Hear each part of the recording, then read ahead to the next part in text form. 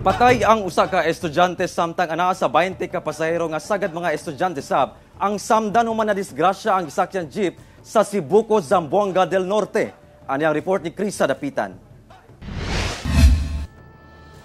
Nakabsan sa iyang kinabuhi ang grade 11 student nga si Jun Ray Ramos, 16 anyos, human madisgrasya ang gisakyang jeep niini sa barangay Paniran, Sibuco, Zamboanga del Norte, Lunes sa hapon. Samtang laing 20 pa ka pasahero ang samdan.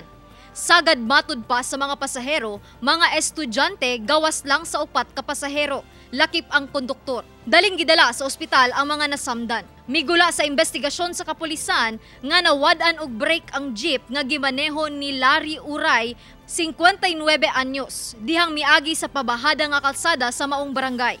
Overloaded sab matud pa ang jeep. Nasayran sab nga si Juneri, nagsakay sa top load sa maong jeep. Nalabay matud pa kini human mitakilid ang maong sakyanan. Pabahada siya, siguro di overloaded kay ang mga pasahero gina to is puros estudyante. Ang dili estudyante dito naara sa 4 ka tao. Manang uban daw base sa nakakita na sa top load ang uban ikabit. Kay last week naman gusto siya nga kuan biyahe. Maong nangyawat na po mga estudyante nga makasakay. Hinoon misurrender matud pa ang driver ngadto sa Sibuco Municipal Police Station. Sumala sa kapulisan, dili na matud pa mo pasaka og kaso batok sa driver ang mga kabanay sa namatay nga estudyante. Apan wala pa mihatag sa ilang desisyon ang laing 4 ka biktima kinsa nagpabilin pa karon sa ospital. Saysay sa driver nga aksidente gayod ang nahitabo. Manginaot ng maulian sila. Dali, pero maka-eskwela po sila balik. Salamat po sila.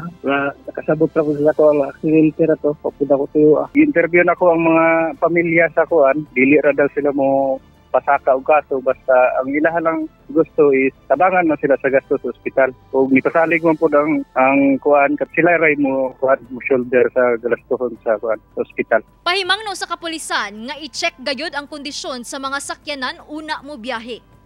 Ako si Krisa Dapitan para sa One Mindanao.